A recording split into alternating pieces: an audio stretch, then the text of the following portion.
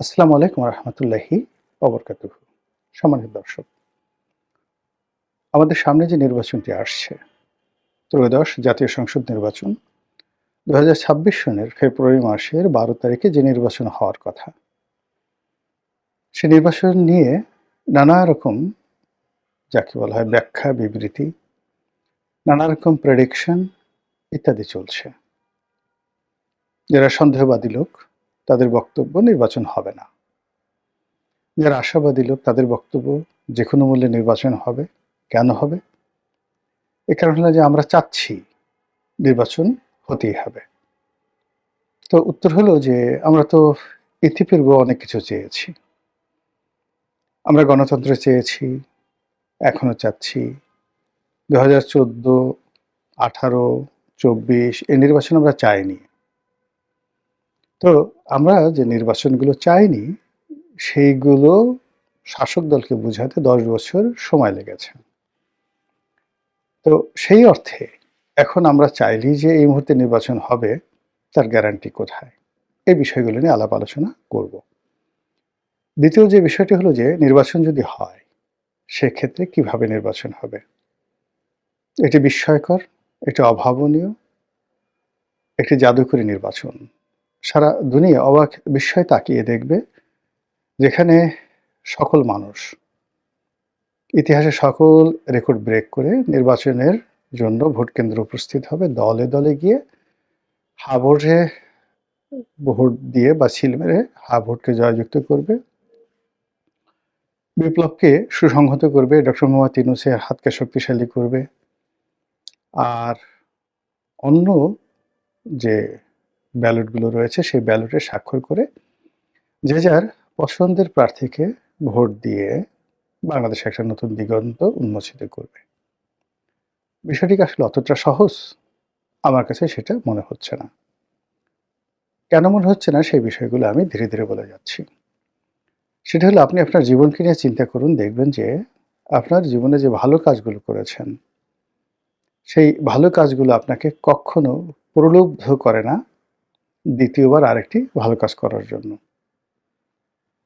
এর কারণ হলো যে ভালো কাজের ফলে মানুষের অন্তরাত্মা তৃপ্তি পায় ক্ষণিকের জন্য।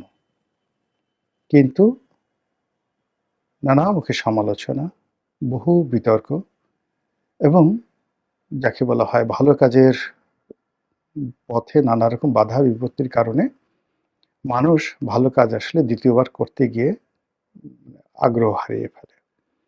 কিন্তু মন্দ কাজ,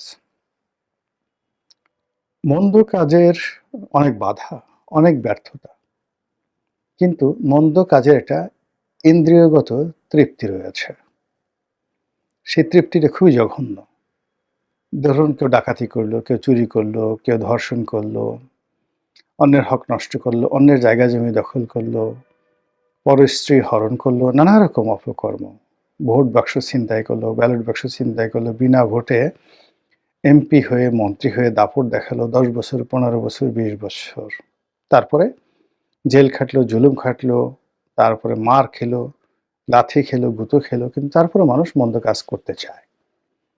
এই কারণটা হলো যে মন্দ কাজে শ্রম খুব অল্প, একেবারে শ্রম অল্প। আর যতদিনই আনন্দ করা যায় বিনা পরিশ্রমে মাগনা মাগনা যদি কোনো একটা জিনিস পাওয়া যায়, তখন সেটার একটা যে পাশবিক আনন্দ, এটা মানুষের যে সেই প্রাগৈতিহাসিক যে পশুর চিন্তা, সেই পশুর চিন্তার মধ্যে তাকে একত্র করে ফেলে।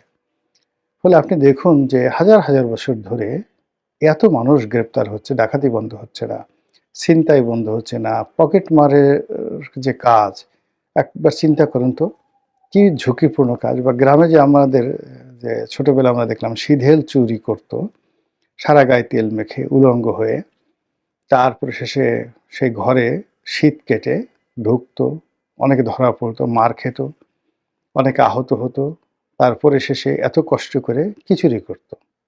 ৪-৫ জোড়া স্যান্ডেল, কয়েকটা ডিম, কয়েকটা কাঁসার পাতিল ইত্যাদি ইত্যাদি, সব মিলে ২০০ টাকাও হয়তো হতো না। আমি যে সময় আমাদের গ্রামে শীতল চুরি হতো ওইরকমই, এবং এটা নিয়ে গ্রামে সে প্রচুর বিচার সালিশ হতো, চোরকে পিটানো হতো, অনেক সময় জেলে দেওয়া হতো। কিন্তু এসে আবার সেই সিঁদুল ছুরি সে করত। এটার কারণ হলো যে মানুষ মন্দ কাজের মধ্যে এক ধরনের পাশবিক আনন্দ সে লাভ করে। এটা অনেকটা নেশার মতো। মদ, গাঁজা, সিগারেট এইরকম যে বাজে নেশা আছে ওইরকম মন্দ কাজেরও নেশা। তো আমাদের রাজনীতিতে ভালো নজির খুব অল্প, কিন্তু অসংখ্য মন্দ নজির রয়েছে। আর সেই মন্দ নজিরের মধ্যে অন্যতম একটি মন্দ নজির হলো নির্বাচনে কারচুপি করা, ব্যালট বাক্স ছিনতাই করা, ভোট ম্যানিপুলেট করা ইত্যাদি নানা কুকর্ম। এবং সেই কুকর্মগুলোর মধ্যে ৩টি পিরামিড রচিত হয়েছে। মিশরের যেমন ৩টি বিখ্যাত পিরামিড রয়েছে, ইজিপ্টের রাজধানী কায়রোর কাছাকাছি দ্য গ্রেট পিরামিড। আমাদের নির্বাচনের যে রাজনীতি, সেই রাজনীতির ৩টি গ্রেট পিরামিড হলো 2014, 18 আর 24 নির্বাচন। তো এই নির্বাচনে আওয়ামী লীগ যে ব্যাপক সফলতা দেখিয়েছে, এই নির্বাচনকে ব্যবহার করে আওয়ামী লীগ অর্থনৈতিক, সামাজিক, রাজনৈতিক যে সুবিধা ভোগ করেছে টানা 10টি বছর। ফলে যে কোনো মানুষকে এটি প্রলুব্ধ করবে। ১।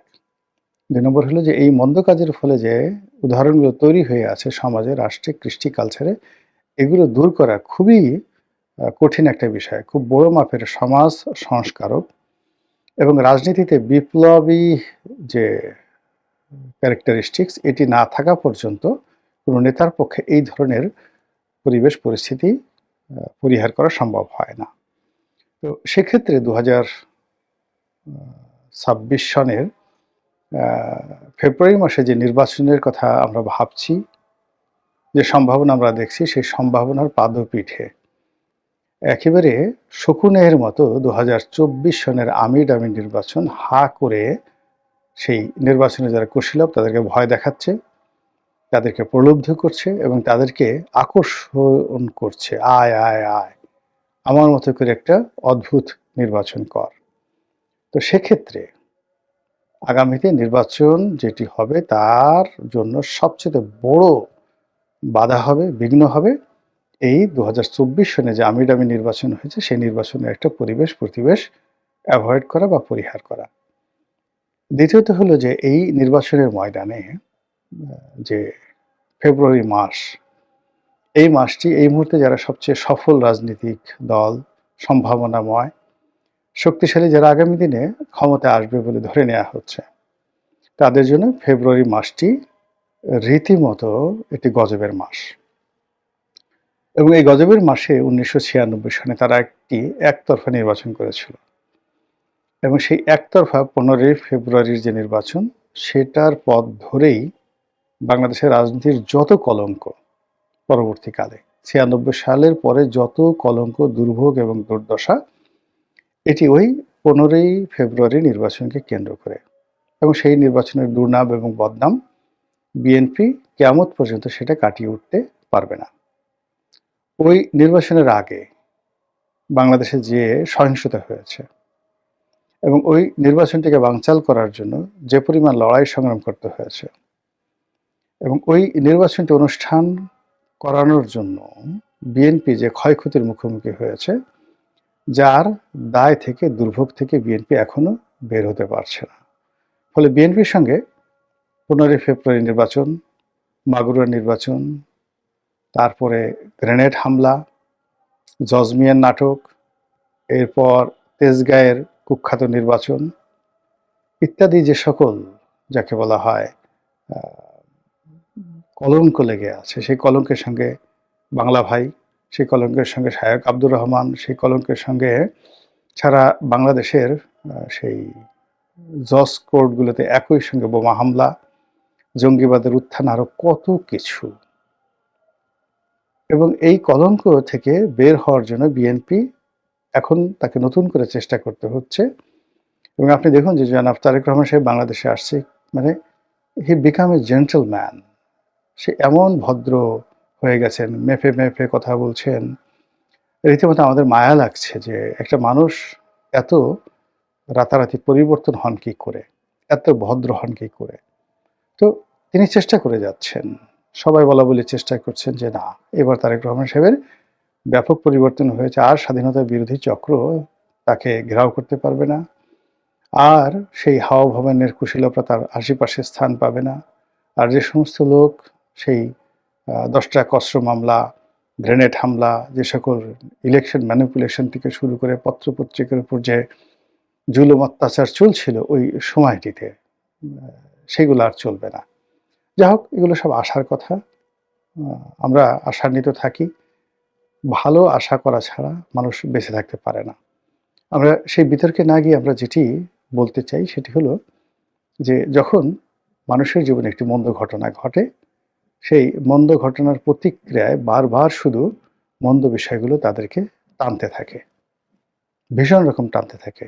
এবং একটা বিষয় আপনি দেখবেন যে, আমরা কবরে রাখার সময় যে একটা দোয়া পড়ি, মিনহা খালাকনাকুম ওয়া ফিহা নুইদুকুম ওয়া মিনহা নুখরিজুকুম তারাতান উখরা।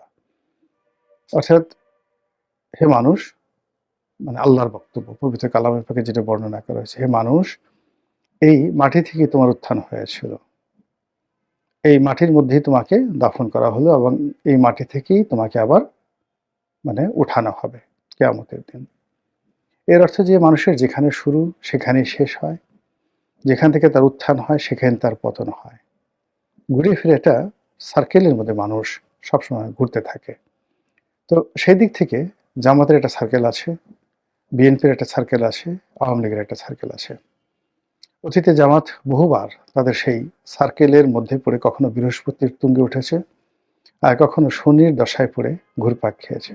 বিএনপির একই অবস্থা, আওয়ামী লীগের একই অবস্থা। এখন আওয়ামী লীগের কপালে শনির দশা, বিএনপির বৃহস্পতি, আর জামাতের বৃহস্পতি প্রায় শেষের পথে। তো সেদিকে প্রশ্ন হলো যে, আগামীতে যে নির্বাচন আসছে সেই নির্বাচনের সময়টিতে বৃহস্পতির যে গ্রহ, সেটার যে চক্র, সেটি কার দিকে থাকবে? বিএনপির থাকবে, আওয়ামী লীগের দিকে থাকবে, নাকি জামাতের দিকে থাকবে? সময় খুব বেশি নেই, হায়েস্ট ১ মাসেরও কম সময় আছে। তো এই ১ মাসের কম সময়ের মধ্যে যদি আপনি নির্বাচনের অনুষ্ঠান ধরেন, সামনে পিছনে আরো কিছু ফর্মালিটিস বাদ দেন, ছুটির দিন বাদ দেন, ২ সপ্তাহের মধ্যে নির্বাচন হয়ে যাচ্ছে। ২ সপ্তাহের মধ্যে আমরা একটা প্রধানমন্ত্রী পাচ্ছি। আমরা একটি দলকে রাষ্ট্র ক্ষমতায় দেখতে পাচ্ছি। ডক্টর মোহাম্মদ ইউনূসের বিদায় দেখতে পাচ্ছি, নতুন রাষ্ট্রপতি দেখতে পাচ্ছি, আরো কত কিছু। এখন বুকে হাত দিয়ে জিজ্ঞাসা করুন তো, যে যার অবস্থানে থেকে, যে আমরা এই জিনিসগুলো যেটা কাগজে কলমে এই মুহূর্তে আমরা দেখতে পাচ্ছি, সেটার ব্যাপারে কি আপনার অন্তর সাড়া দিচ্ছে? আপনার পরিবেশ প্রতিবেশ কি আপনাকে জানান দিচ্ছে? অথবা আপনি বিশ্বাস করছেন যে আসলে এইভাবেই এত কিছু হবে? এই গেল ১। ২ নম্বর হলো যে, যদি নির্বাচন হয় সেই নির্বাচনটিতে এই অল্প সময়ের মধ্যে সাড়া ফেলে আমরা সবাই অংশগ্রহণ করব। তারপরে সেখানে যে কজন ভোট দিবেন সেই কটি ভোটই কাউন্ট হবে। যেভাবে রেজাল্ট ছাপানো হবে সেইভাবে, মানে মানুষ যেভাবে ভোট দিয়েছে সেভাবে রেজাল্ট ছাপানো হবে।